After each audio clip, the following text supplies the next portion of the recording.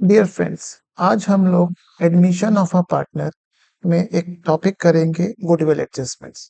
तो let's start. ये क्या है? ये टॉपिक मेरा 12th पर्सपेक्टिव के लिए भी इम्पोर्टेंट है और सीए फाउंडेशन के लिए भी इम्पोर्टेंट है। Let's start.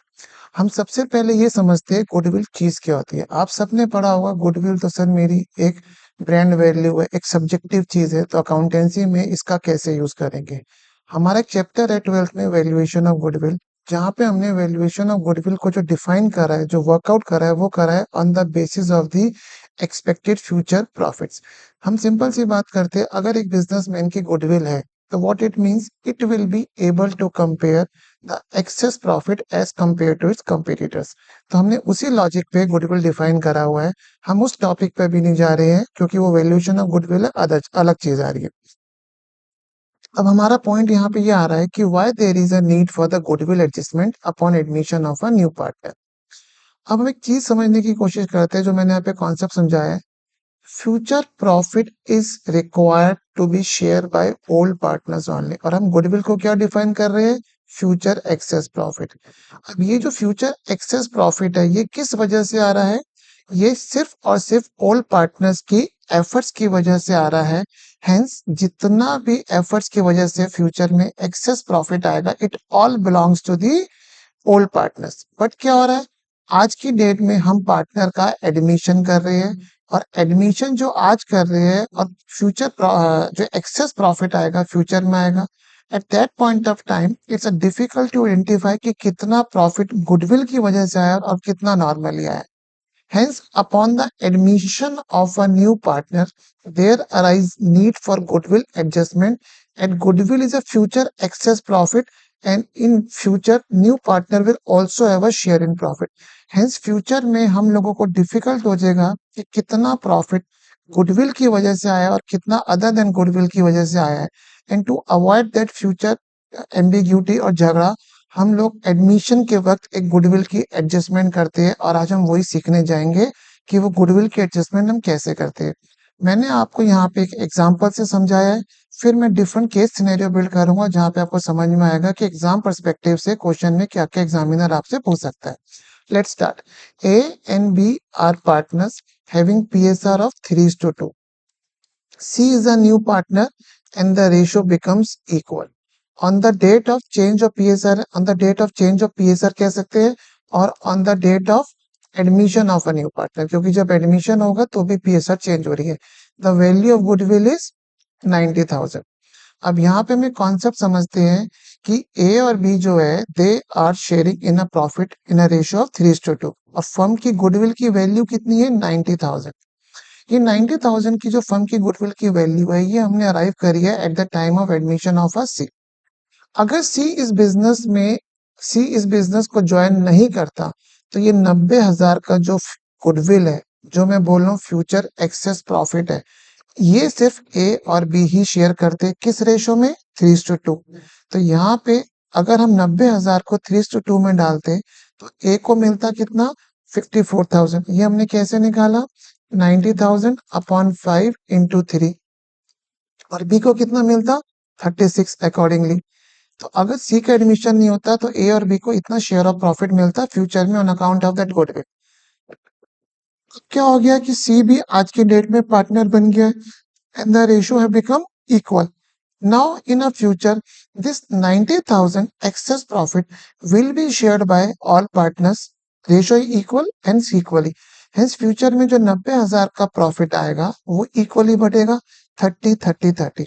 अब आप इसमें देखिए अफेक्ट क्या हुआ। अगर सी का एडमिशन नहीं होता तो ए को कितना मिल रहा था? 54। सी के एडमिशन के बाद ए को कितना मिलेगा? 30,000। What it means? It means कि यहाँ पे ए को जो है प्रॉफिट कम मिल रहा है। तो यहाँ पे ए को प्रॉफिट कम मिल रहा है। कितना कम मिल रहा है? 24,000। और बी को जो, अगर सी का एडमिशन नहीं होता तो कितना मिलता? 36, और अब फ्यूचर में कितना मिलेगा? 30,000। इसका मतलब बी भी सेक्रीफाइस कर रहा है, ए भी सेक्रीफाइस कर रहे हैं, और ये जो दोनों सेक्रीफाइस कर रहे हैं, ये सी गेन कर रहा है। Hence, due to admission of C, A and B are sacrificing 24,000 and 6,000 respectively, and their sacrifice is gained to C. Hence simple logic पे हम बात करेंगे तो ए और बी बोलेंगे बॉस कि तुम्हारे आने से फ्यूचर में we will get less amount of the share of goodwill, hence आप हमको ये 24,000 और 6,000 अभी कंपेंसेट करो। This is the logic. अब यहाँ पे हम कैसे करेंगे वो मैं आपको नीचे समझा रहा हूँ, बट मैं आपको थीम दोबारा समझा रहा हूँ कि सी के आने के बाद A will sacrifice 24,000, B will sacrifice 6,000 in share of goodwill. Share of goodwill कुछ नहीं है, फ्यूचर प्रॉफिट्स है, और वो जो दोनों ये सेक्रीफाइस कर रहे हैं वो सी हमारा गेन कर रहा है। तो hence A and B will demand C you should compensate us जितना हम शेयर ऑफ प्रॉफिट गुडविल में सेक्रीफाइस कर रहे हैं। अब गुडविल की एडजस्टमेंट दो टाइप की होगी। When new partner bring his share of goodwill in cash, ये मैं आपको समझाता हूँ, सिर्फ एक लाइन बता रहा हूँ, एग्जाम में ऐसी लाइन लिखी होगी, new partner is able to bring his share of goodwill in cash, new partner is not able to bring his share of goodwill in cash. अब कैश का मतलब हम क्या कहना चाह रहे हैं, पहले मैं आपको कॉन्सेप्ट समझाता हूँ कि यहाँ पे हम देखते हैं कि सी को फ्यूचर में 30,000 एक्सेस प्रॉफिट मिलेगा जो सी की एंटाइटलमेंट नहीं है। क्यों नहीं है? बिकॉज 30,000 रुपए 90,000 रुपए में से मिल रहा है। 90,000 रुपए कुछ नहीं है, ये गुडविल की वजह से एक्सेस प्रॉफिट आ रहा है जिसको हम वैल्यू ऑफ गुडविल बोल रहे हैं, जिसमें सी का कोई शेयर नहीं बनता है, बिकॉज गुडविल की जो क्रिएट हुई है वो ए एंड बी की एफर्ट से हुई। तो यहाँ पे ए और बी को सी को बोल सकते हैं कि आपको जो फ्यूचर में 30,000 रुपए एक्सेस प्रॉफिट मिलेगा, आप इसको अभी कैश में लेके आओ। और दूसरी सिचुएशन बनेगी जब सी फॉर एनी रीजन ये 30,000 रुपए कैश में लेके नहीं आ पा रहा है। दोनों सिनेरियो में what will be the set of entries मैं आपको बताता हूँ। अब जब new partner bring his share of goodwill in cash, तो हम क्या एंट्री पास करेंगे? Bank account debit to premium for goodwill. ये प्रीमियम फॉर गुडविल को हम एक्रोनिम शॉर्ट में पीएफजी बोलेंगे। ये कुछ नहीं है, ये जो है सी एक इनकम लेके आ रहा है और ये इनकम हम पार्टनर्स में डिस्ट्रीब्यूट कर देंगे जितना वो सेक्रीफाइस कर रहे हैं। हमने ऊपर समझा था वो सेक्रीफाइस 24,600 कर रहे हैं, तो जी सी जो है 30,000 रुपए इनकम लेके आया है। इनकम क्यों लेके आया सी? क्योंकि उसको फ्यूचर में ये 30,000 रुपए मिल जाएंगे। तो सी अगर देखा जाए आज 30,000 रुपए लेके आ रहा है और फ्यूचर में 30,000 रुपए उसको मिल जाएंगे, hence C is not at loss. But A और बी को जो लॉस हो रहा था, सी ने वो अभी इनकम लाके ए और बी को दे दिए। Hence, this is an adjustment for goodwill when new partner bring his share of goodwill in cash. If a new partner is not able to bring his share of goodwill in cash, तो यहाँ पे क्या हो रहा है कि ये वाली तो एंट्री नील होगी, कैश नहीं लाया, बट सी को फ्यूचर में एक्स्ट्रा प्रॉफिट मिलेगा। तो व्हाट विल डू, हम सी का करंट अकाउंट डेबिट कर देंगे जितना उसका शेयर था, और वो हम ए और बी को दे देंगे जितना उसने सेक्रीफाइस करा है। हम इसका करंट अकाउंट डेबिट क्यों कर रहे हैं? क्योंकि हम ये बोल रहे हैं भाई तुझे अभी तू लेके नहीं आया फॉर एनी रीजन, फ्यूचर में तुझे ये 30,000 रुपए लेके आने हैं। बट ए और बी का हमने कैपिटल अकाउंट इंक्रीज कर दिया, क्रिएट कर दिया to the extent they were sacrificing.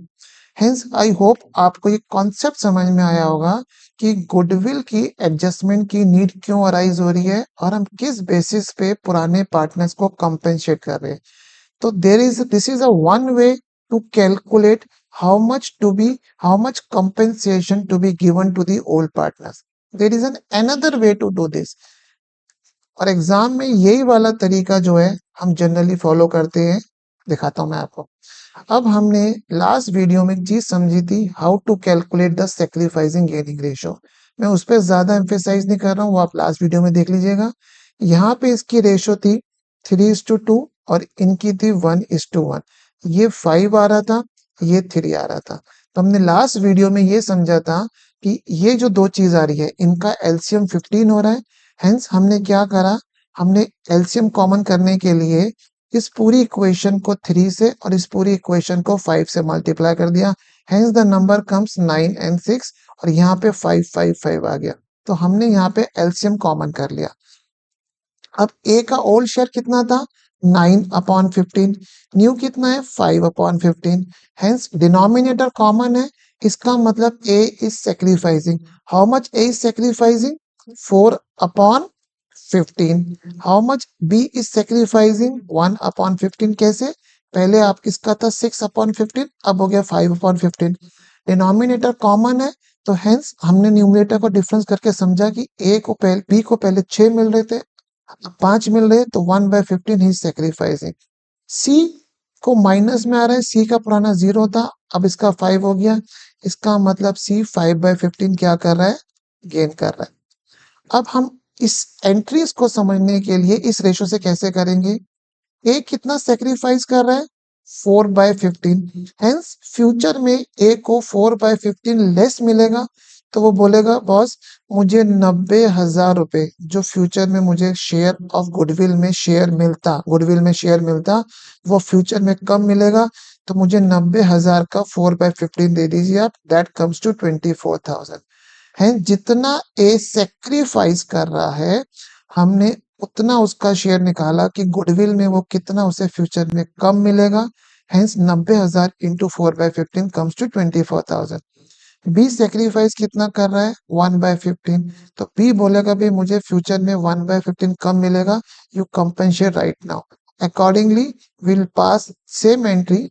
हम जो ए और बी को कंपेंसेट करना है, हम सेम एंट्री यहाँ पे पास कर देंगे, इस तरह से या इस तरह से, डिपेंडिंग कि वो पैसा लेके आ रहा है या नहीं आ रहा है.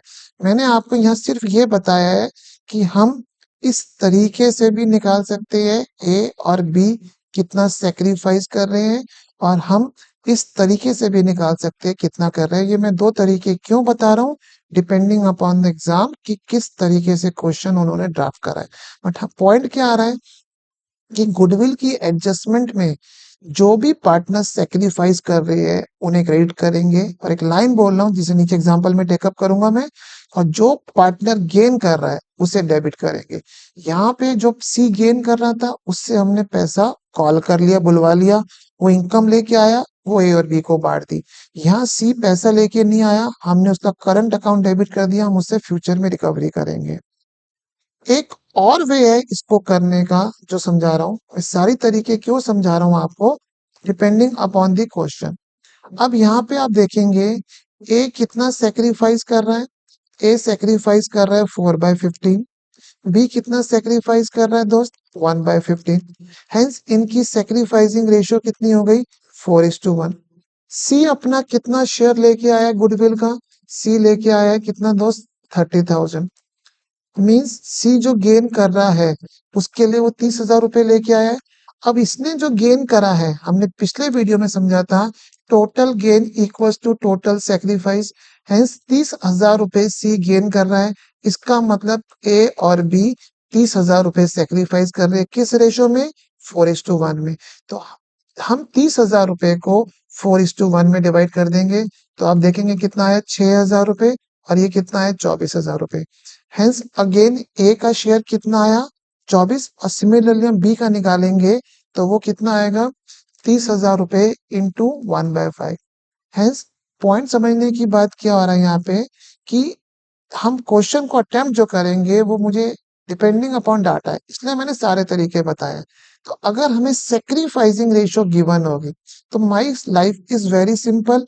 जो भी नया पार्टनर गुडविल का शेयर लेके आ रहा है वो हम सेक्रीफाइसिंग पार्टनर्स को क्रेडिट कर देंगे. तो ये आपको होप समझ में आएगा, और फर्दर क्लैरिटी आएगी आपको अगर मैं आपको एग्जांपल्स टेकअप करता हूँ.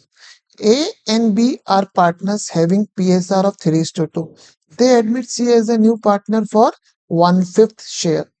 हमने पिछले वीडियो में सीखा था PSR के वीडियो में, अगर हमें सेक्रीफाइसिंग रेशियो गिवन नहीं होती है, then the old PSR of all partners is their sacrificing ratio.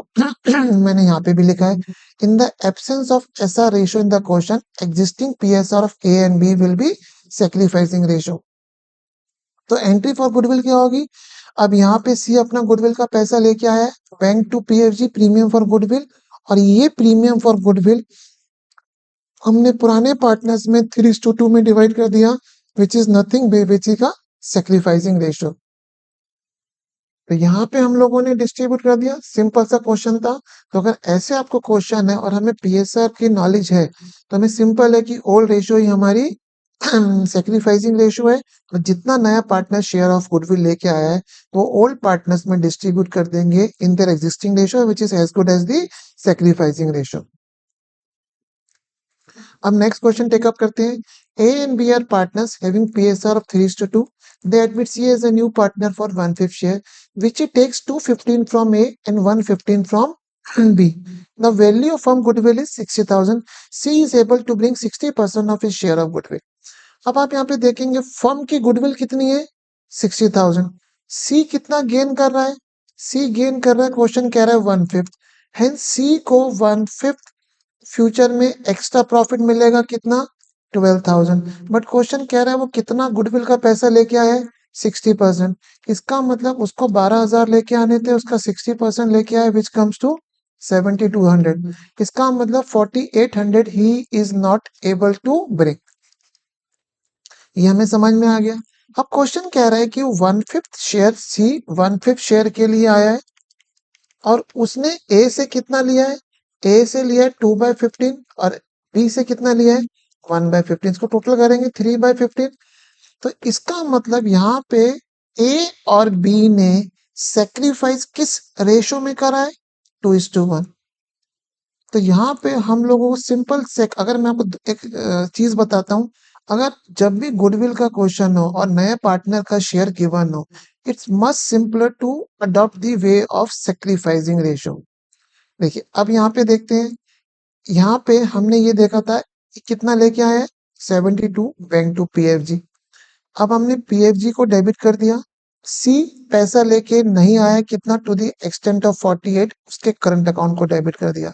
अभी जो 12,000 टोटल है, ये 12,000 को टोटल हम सेक्रीफाइसिंग रेशियो में डिवाइड कर देंगे 2:1। तो 12,000 इंटू 2/3 इट कम्स टू 8,000। और सिमिलरली हम बी का निकालेंगे। अगर आप यहाँ पे निकालना चाहे दूसरे तरीके से वो भी निकाल सकते हैं, but that will be more cumbersome, ज्यादा प्रॉब्लमेटिक होगा। देखिए ए कितना सेक्रीफाइस कर रहा है, ए सेक्रीफाइस कर रहा है 2/15। अब गुडविल कितनी है फर्म की, फर्म की गुडविल है 60। तो ए बोलेगा आप मुझे 2/15 ऑफ गुडविल दे दीजिए। ये कितना आया 4,000 इक्वल्स टू 8,000, हमने वो ही निकाला यहाँ पे। अब यहाँ पे देखेंगे फ्रॉम एग्जाम परस्पेक्टिव, ये थोड़ी सी 60,000 को 15 से डिवाइड करने में कैलकुलेशन में take more time as compare to 12,000 को 3 से डिवाइड करने में। Hence, जब भी मुझे सेक्रीफाइसिंग रेशियो गिवन हो तो जितना नए पार्टनर का शेयर है वो हम पुराने पार्टनर्स को क्रेडिट कर देंगे in a sacrificing ratio. Is much simpler. इस तरीके से भी आप कर सकते हैं, आंसर सेम आएगा, आंसर में कोई डिफरेंस नहीं आएगा। But what is more important, concept में क्लैरिटी आनी चाहिए कि कितना अमाउंट सेक्रीफाइसिंग पार्टनर्स को क्रेडिट करना है। Let's take another question. A and B C are partners having PSR of 532. D is admitted as a new partner and the ratio becomes the equal among the partner. D bring his share of goodwill in cash 22,500. अब यहाँ पे हमें old ratio given है और हमें new ratio equal given है। D 22,500 goodwill का share लेके आया है। अब हम लोग सेक्रीफाइसिंग रेशियो निकाल रहे हैं। इस चीज पे मैं ज्यादा डेलिब्रेट नहीं कर रहा हूँ, बार बार ये हम लोग समझ चुके हैं। तो यहाँ पे जो सेक्रीफाइसिंग आया, ए का सेक कितना आया 5/20, बी का सेक कितना आया 1/20, सी का गेन आ रहा है 1/20 और डी का गेन आ रहा है 1/20। इट मींस इस क्वेश्चन में टिपिकलिटी क्या इन्वॉल्व हो रही है कि एडमिशन के वक्त सिर्फ और सिर्फ न्यू पार्टनर गेन नहीं कर रहा, एक पुराना पार्टनर भी गेन कर रहा है। और गुडविल की एंट्री में हमेशा ध्यान रखना, गुडविल की एडजस्टमेंट एंट्री में हमेशा लॉजिक बनेगा gaining partner account debit to sacrificing partner. अब यहाँ पे अगर आप देखो तो आप मुझे बोल सकते हो सर 22,500 डी नया पार्टनर गुडविल का शेयर लेके आया है, हम इसको 5:1 में ए और बी में दे देंगे। और अगर हम यहाँ पे 22,500 को ए और बी में दे देंगे किस रेशो में 5:1 में, तो ये मेरा बिल्कुल गलत हो जाएगा, क्योंकि यहाँ पे सिर्फ और सिर्फ डी ही गेन नहीं कर रहा है, सी भी गेन कर रहा है। तो हमें ये भी निकालना है कि सी अगर गेन कर रहा है तो सी को कितने अमाउंट से डेबिट करना है। बिकॉज हमने सी को, जो पुराना पार्टनर है गेन कर रहा है, उससे हमने शेयर ऑफ गुडविल कैश में नहीं मंगाया है, सिर्फ डी नया पार्टनर लेके आया है। बट सी गेन कर रहा है तो C is also required to compensate A and B. तो हमें यहाँ पे ये निकालना है सी कितना गेन कर रहा है। और हम हमेशा जो गेन और सेक्रीफाइस निकालते हैं वो एक तरीका है on the basis of the total value of goodwill of the firm. अब यहाँ पे आप देखिए डी कितना पैसा लेके आया है, 22,500 as a share of goodwill. हम जब भी नए पार्टनर का शेयर ऑफ गुडविल निकालते हैं तो हम कैसे निकालते हैं? हमने निकाला यहाँ पे the share into firm goodwill equals to the share in goodwill. हमने पीछे भी यही समझा था कि अगर 60,000 रुपए फर्म की गुडविल है और वो 1/5 उसे लेके आना था तो 12,000। यहाँ पे डी शेयर हमें कितना गिवन है? हमने डी शेयर निकाला, यहाँ पे कितना गिवन है? 5/20। तो 5/20 इंटू फर्म गुडविल को एक्स ले ले और हमें ये कितना गिवन है? 22,500। तो 5/20 मीन्स 1/4। इसका मतलब जो फर्म की गुडविल आ गई, एक्स जिसको बोला है, इट कम्स टू 22,500 इंटू 4, 90,000। अब आप मुझे बोलोगे सर आप ये क्यों करा रहे हो, इसकी जरूरत क्या है? हमें तो गिवन है डी का न्यू शेयर। यहाँ पे मुझे इसको करना मस्ट है। क्यों मस्ट है? बिकॉज सी भी यहाँ पे गेन कर रहा है, और सी जब गेन कर रहा है तो मुझे ये वर्कआउट करना है कि सी को मुझे कितने अमाउंट से डेबिट करना है। और जो डेबिट हम करते हैं या क्रेडिट भी करते हैं, वो करते हैं पार्टनर का गेन अगर डेबिट करना है इनटू फर्म्स गुडविल। तो यहाँ पे सी ने गेन करा है, C will also be debited for share gain. तो यहाँ पे फर्म की गुडविल कितनी आ गई? 90,000। सी कितना गेन कर रहा है? 1/20। तो जो सी का शेयर आएगा it comes to how much दोस्त? 4,500।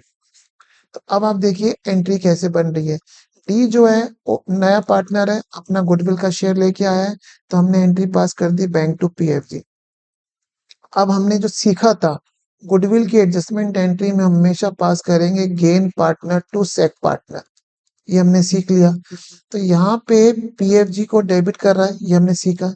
यहाँ पे सी भी गेन कर रहा है, तो हम सी का करंट अकाउंट डेबिट करेंगे। How much? 4,500। ये कैसे आया है? 90,000 को 1/20 करने से, क्योंकि सी इतना गेन कर रहा है। अब इस दोनों अमाउंट को हम डिस्ट्रीब्यूट कर सकते हैं ए और बी में। उनकी सेक्रीफाइसिंग रेशो कितनी आ रही है वो आपको बताता हूँ। ए सेक्रीफाइस कर रहा है 5/20, बी कर रहा है 1/20। उनकी सेक्रीफाइसिंग रेशो आ रही है 5:1। टोटल कितना ये दोनों गेन कर रहे हैं? ये टोटल सॉरी गेन कर रहे हैं 27,000। तो 27,000 को हम 5:1 में अगर डिवाइड करेंगे तो हम चेक करते हैं कितना आया। मैं एक बार कैलकुलेटर यूज कर लेता हूँ। 27,000 डिवाइड बाय 6। तो ये 27,000 को अगर हम निकालना चाहे ए का शेयर तो कैसे आया? 27,000 इंटू 5/6, कॉमन फैक्टर आया 45। 45 को हमने 5 से मल्टीप्लाई करा, it comes to 22,500। This is the one way. But मैंने यहाँ पे ऐसा नहीं करा है। आप ऐसा भी कर सकते हो, मैंने दूसरे तरीके से कर लिया है। सी ए कितना सेक्रीफाइस कर रहा है? 5/20। तो हमने उसकी जो फर्म की गुडविल है उसका 5/20 ए को कंपेंसेट कर दिया, क्रेडिट कर दिया। Same will do for the B. तो यहाँ पे बी कितना सेक्रीफाइस कर रहा था? 1/20। तो वो बोलेगा फर्म की गुडविल का 1/20 दे दो। और अगर हम इस तरीके से निकालना चाहेंगे तो भी सेम आएगा। 27,000 इंटू 1/6, इट कम्स टू 45। तो हेंस मैं ये कहना चाह रहा हूँ आपसे कि हमको यहाँ पे कॉन्सेप्ट समझना है, and we can do the question either way depending upon data. तो इस क्वेश्चन को अगर मैं समराइज करूँ, यहाँ पे डी नया पार्टनर आया है और एडमिशन के प्रोसेस में सी ने भी गेन करा है। तो यहाँ पे सी गेन कर रहा है मीन सी फ्यूचर में एक्स्ट्रा गेन करेगा, तो आज हम उससे रिकवर करेंगे। तो आज हम उससे रिकवर करेंगे तो हम क्या करेंगे? उसको डेबिट करेंगे। अब डेबिट हम किस बेसिस पे करते हैं? जितना फर्म की गुडविल है उतना उस और इनटू जितना शेयर गेन कर रहा है। और इस क्वेश्चन में हमें पूरे क्वेश्चन में फर्म की गुडविल नहीं गिवन है, हमें डी का शेयर गिवन है। तो हमने डी के शेयर के बेसिस के ऊपर फर्म की गुडविल निकाली और वो फर्म की गुडविल से सी का गेन निकाला, उसे डेबिट कर दिया। जो ए और बी सेक्रीफाइस कर रहे हैं, टोटल गेन को हम यहाँ पे आपको ये समझ में आ गया कि हम लोग यहाँ पे इसको कैसे कर रहे हैं। दोनों तरीके से हम निकाल सकते हैं। यहाँ पे हम सेक्रीफाइसिंग रेशो से भी निकाल सकते हैं और हम लोग यहाँ पे इसको on the basis of the partner के सेक्रीफाइस इनटू गुडविल से भी निकाल सकते हैं depending upon data. Let's take next question. A and B are partners having PSR of 3:2. C is a new partner and bring his share of goodwill in cash 10,000 rupees. Value of goodwill is 50,000. Upon admission of C, following entry was passed for goodwill. तो बोले sir ये क्या question है, goodwill तो दे दी। Question की requirement है find out the new PSR। अब हमें गुडविल की एंट्री के बेसिस पे न्यू PSR फाइंड करनी है। अब देखिए न्यू पार्टनर गुडविल का कितना शेयर लेके आ रहा है, 10,000 रुपए। फर्म की गुडविल कितनी है, 50,000। तो आप क्या होगा सीधा सर इसमें इसका मतलब ये लग रहा है कि सी का जो शेयर आ रहा है, सी का शेयर आ रहा है कितना, 1/5। बोले कैसे निकाला, कि 10,000 रुपए वो लेके आया फर्म अपना शेयर ऑफ गुडविल, और फर्म की गुडविल कितनी है, 50,000। इसका मतलब सी का शेयर कितना हो रहा है, 1/5। मैंने यहाँ पे नीचे यही चीज समझाई है। और अब हमें पता है कि ये जो हम पार्टनर्स को क्रेडिट करते हैं ये हम करते हैं किस रेशो में दोस्त, सेक्रीफाइसिंग रेशो। तो यहाँ पे 75:25 सेक्रीफाइसिंग रेशो कितनी हो गई, 1:3 हो गई। तो मीन्स सी ने जो गेन करा है 1/5, वो ए और बी ने सेक्रीफाइस कितना करा है, 3:1 की रेशो में। यहाँ पे हमें सी का गेन गिवन है और हमें यहाँ पे ए और बी की सेक्रीफाइसिंग रेशो गिवन है। Hence it's very simple to calculate the new ratio. अब यहाँ पे ए का सेक कैसे आया, ए का सेक आया और हमने पढ़ा है ए का सेक कैसे निकालते हैं हम लोग। हमने पिछले वीडियो में समझा था total sac into sacrificing ratio which is 3:4। तो टोटल सेक कितना है, 1/5। टोटल सेक आप बोलो कैसे निकलेगा, हमने पिछले वीडियो में समझा था total gain equals to total sacrifice. यहाँ पे सी ही सिर्फ गेन कर रहा है, ए और बी सेक्रीफाइस कर रहे हैं, तो सी का gain is equals to total sacrifice. Hence, A का sec कितना हो गया, 1/5 into 3:4 which is 3/20। Similarly, यहाँ कितना हो गया, B का sec 1/20। Now ratio is simple, old minus sacrifice for A, 3/5 minus 3/20, 20 denominator common लिया, 12/5 minus 3/20, 12/20 minus 3/20, 9/20। सिमिलरली बी का कितना है, 2/5 माइनस 1/20, तो हमने डिनोमिनेटर कॉमन करा, 8/20 माइनस 1/20, 7/20। सी का 1/5 है, डिनोमिनेटर कॉमन करना है, हमने न्यूमरेटर डिनोमिनेटर को 4 से मल्टीप्लाई कर दिया, 4/20। Hence ratio become 974। तो this is another type of question which generally comes in exam. हम गुडविल के बेसिस, एंट्री के बेसिस पे we have to find out the new PSR। और हमें लॉजिक क्या ध्यान रखना है कि ये एंट्री हमेशा किस रेशो में पास होती है, sacrificing ratio में। Let's take the another question. A, B, C are partners having PSR of 433. They admit D as a new partner for 1/5 share and he brings 12,000 as his share of goodwill. On his admission, following entry was passed. PFG 12,000, C's current account A and B. अब देखिए यहाँ पे D जो है 12,000 share लेके आ रहा है और वो शेयर कितना लेके आ रहा है, 1/5 के लिए। सी का भी करंट अकाउंट डेबिट कर रहे हैं, इसका मतलब सी भी यहाँ पे क्या कर रहा है दोस्त, गेन कर रहा है। अब सी जो गेन कर रहा है, हमें यहाँ पे नई एंट्री नई PSR पास करनी है। हमें डी का शेयर पता है, बट हमें यहाँ पे क्या नहीं पता है, हमें ये नहीं पता है कि सी ने कितना गेन करा है। एंड फॉर दैट पर्पस, और हमें ये पता है कि ए और बी को जो भी हम क्रेडिट करते हैं गुडविल की एंट्री में, वो हम करते हैं सेक्रीफाइसिंग रेशियो। तो सेक्रीफाइसिंग रेशियो 1:1 आ रही है। हमें डी का शेयर पता है कितना है, 1/5। तो क्वेश्चन में जो टिपिकलिटी इन्वॉल्व है वो सिर्फ और सिर्फ क्या है, हमें ये निकालना है सी ने कितना गेन करा है। एंड वेरी सिंपल, अगर हम एक बस मैक्रो व्यू देखें, डी कितना शेयर गेन कर रहा है दोस्त, 1/5, और वो कितना गुडविल का पैसा लेके आ रहा है, 12,000 रुपए। और हमने ये पढ़ा है, अगर हम ये ऐसे पढ़े, the share into firm's goodwill equals to the share of goodwill. हमने ऊपर भी यही पढ़ा है। तो यहाँ पे डी का शेयर कितना है 1/5। फर्म की गुडविल एक्स ले ले, डी कितना शेयर लेके आ रहा है 12,000। इसका मतलब फर्म की गुडविल कितनी हो गई दोस्त 60,000 रुपए। हमने यहाँ पे नीचे ये लिखा है फर्म की गुडविल कितनी हो गई दोस्त 60,000 रुपए। अब समझना प्लीज आप, सी को हमने कितने से तो यहाँ पे हम लोगों को क्या निकालना है, हम लोगों को ये निकालना है कि अब फर्म की गुडविल हमने कितनी निकाल ली 60,000 रुपए। अब आप देखिए सी को हमने कितने से डेबिट करा है 6,000। अगर हम सिंपल सा यहाँ पे एक चीज समझे, जगह यहाँ पे लेता हूँ, हम किसी भी पार्टनर का गेन गुडविल में गेन या लॉस कैसे निकालते हैं। अगर यहाँ पे सी गेन कर रहा है तो हम यहाँ पे निकालेंगे सी सी गेन इंटू 60,000 इक्वल्स टू 6,000। तो सी का गेन कितना हुआ 6,000 अपॉन 60,000 इक्वल्स टू 1/10। यही मैंने आपको नीचे समझाया है। तो सी को जो हमने डेबिट करा है 6,000 रुपए से, इसका मतलब सी ने कितना गेन करा है 1/6। अब तो मेरा क्वेश्चन सिंपल हो गया। सी ने सॉरी यहाँ पे मैं उल्टा लिख गया दोस्त, ये डी का गेन है और ये सी का गेन है।